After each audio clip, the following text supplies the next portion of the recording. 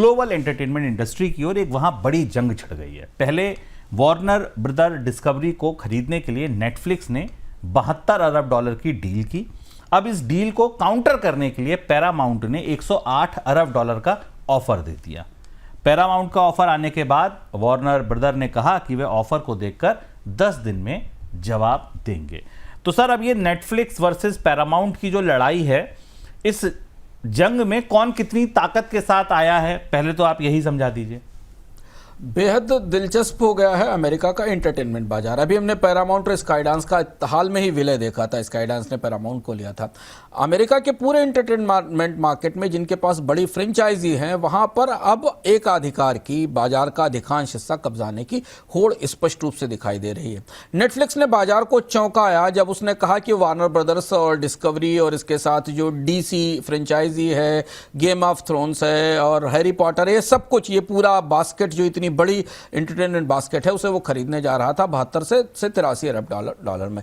उसी समय से ये चर्चा थी कि बाजार में इस बात की चर्चा भी थी, विरोध भी था कि नेटफ्लिक्स जैसी बड़ी बिग टेक कंपनी अगर वार्नर ब्रदर्स जैसी कंपनी को खरीदेगी तो बाजार में एक किस्म का एक अधिकार पैदा होगा और एंटी ट्रस्ट लॉ का विरोध होगा। इस बीच में सरप्राइजिंगली ये कल रात का घटनाक्रम है जब पैरामाउंट स्काईडांस ने एक आक्रामक जवाबी बोली लगा दी और जो रेट लगाया गया वो $30 पर शेयर का लगाया गया, जबकि नेटफ्लिक्स ने जो रेट लगाया था वो $27 से $28 पर शेयर का लगाया था। दिलचस्प बात यह कि पैरामाउंट इस बात से नाराज है कि वो पहले से वार्नर ब्रदर्स के बोर्ड को इस बात के इसलिए समझाने की कोशिश कर सकती है, फ्रेंडली बोलियां भी लगा चुकी है, लेकिन बोर्ड ने उसे गंभीरता से नहीं लिया और जैसे ही नेटफ्लिक्स ने उसका दरवाजा खटखटाया वैसे ही उसने इस पर विचार करना शुरू कर दिया। और अब ये जंग जहां पर वार्नर ब्रदर्स बीच में खड़ी है डिस्कवरी और अपने तमाम फ्रेंचाइजी को लेकर, उसमें एक तरफ पैरामाउंट स्काईडांस जैसी बड़ी दिग्गज कंपनी है और दूसरी तरफ बिग टेक की जो पुरोधा है नेटफ्लिक्स, वो सामने खड़ी हुई है और उसका विरोध दोनों तरफ से, रेगुलेटरी साइड से भी और बाकी बाजार की तरफ से भी, थिएटर्स की तरफ से फिल्म डिस्ट्रीब्यूटर्स की तरफ से भी इसका विरोध किया जा रहा है। सर, तो फिर ये अब दोनों लोग आमने सामने आ गए हैं, 10 दिन में बात कही जाएगी, फैसला लिया जाएगा। पहले कंपनी की तरफ से देखिए तो एक $78 अरब दे रहा है, एक $100 अरब से ज़्यादा दे रहा है। तो सिंपल सी बात है, लेकिन ये इतना आसान तो होगा नहीं। तो ये जीत हार का फैसला किया कैसे जाएगा? इसमें बड़े रेगुलेटरी डिबेट्स हैं जो अभी शुरू होंगे, जांच होगी। अब चूंकि वार्नर ब्रदर्स का बोर्ड दोनों डील्स की जांच करेगा, इधर एंटी ट्रस्ट लॉ अमेरिका का ऐसे मामलों में सक्रिय होता है और वो एकाधिकार रोकने की कोशिश करता है। अगर नेटफ्लिक्स इसको जीत जाता है तो फिर ग्लोबल सब्सक्राइबर्स का 40% कंट्रोल नेटफ्लिक्स के पास आ जाएगा और यहीं से वो यूएस के एंटी ट्रस्ट जांच के दायरे में पहुंच जाएगा, क्योंकि 40% का कंट्रोल अपने आप अमेरिका में प्रतिस्पर्धा को खत्म करने वाले जो कानून है उनको न्योता दे देता है। हमने ऐसा बताया, सिनेमा चेन्स यूनियन इन्होंने चेतावनी दी है, इन्होंने कहा फिल्में कम बनेंगी, थिएटर में कम आएंगी।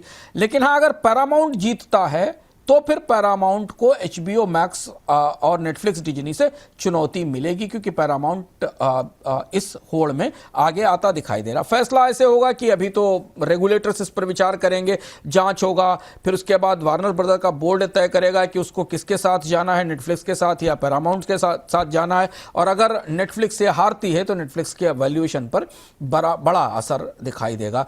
और अगर नेटफ्लिक्स को ये डील मिल जाती है तो फिर बाजार पूरी तरह बदलेगा, क्योंकि डिज्नी, अमेजन, एप्पल के लिए यह बहुत बड़ा झटका होगा, क्योंकि इतना बड़ा प्रोडक्शन हाउस नेटफ्लिक्स के पास जा रहा है। तो बेहद दिलचस्प है और आमतौर पर ऐसी डील्स हमेशा व्हाइट हाउस में जाकर पहुंचती हैं।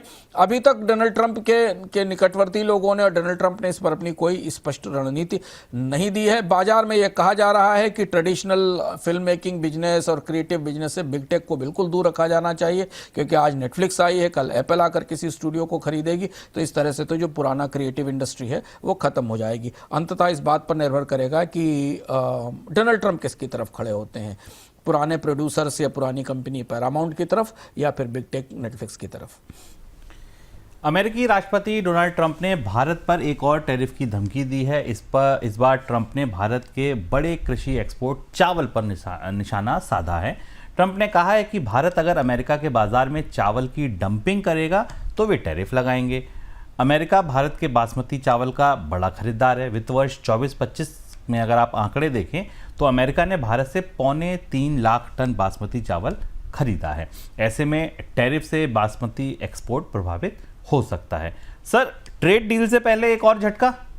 हाँ, और डोनाल्ड ट्रंप ने, ये बड़ा सरप्राइजिंग था, व्हाइट हाउस में एक मीटिंग थी किसानों की, जिसमें किसानों के लिए एक नई स्कीम उन्होंने घोषित की, और वहाँ किसानों की मीटिंग में डोनाल्ड ट्रंप ने कहा कि भारत, वियतनाम और थाईलैंड चावल की डंपिंग कर रहे हैं, और उन्होंने स्पष्ट रूप से संकेत दिए कि भारतीय चावल निर्यात पर नए तरीके के टैरिफ लगाए जा सकते हैं, और इससे पहले तो जो टैरिफ लगे ही हुए हैं। अब बाजार में इस बात की संभावना दिख रही, जिन ट्रेडर से हम बात कर रहे थे वो ऐसा संकेत दे रहे हैं कि बासमती और नॉन बासमती मिल्ड राइस पर, जो बासमती पर टैरिफ लग सकते हैं और नॉन बासमती मिल्ड राइस पर जो रियायत है उसे वापस ली जा सकती है, क्योंकि अमेरिका के दक्षिणी इलाकों में जो चावल के किसान हैं वो मुश्किल में हैं और उन्हें डंपिंग से राहत देना चाहते हैं। अब इसके तार जोड़ी है, अगर आप बोनस पॉइंट के नियमित दर्शक हैं तो हम आपको बता चुके हैं कि डोनाल्ड ट्रंप की सरकार ने WTO में भारत की चावल सब्सिडी को लेकर या MSP को लेकर, या धान पर दी जाने वाले जो MSP, उसको चुनौती दी। कनाडा ने भी उसको चुनौती दे रखी थी, तो इसलिए इसके तार वहां से जुड़ते हैं कि भारतीय चावल निर्यात को लेकर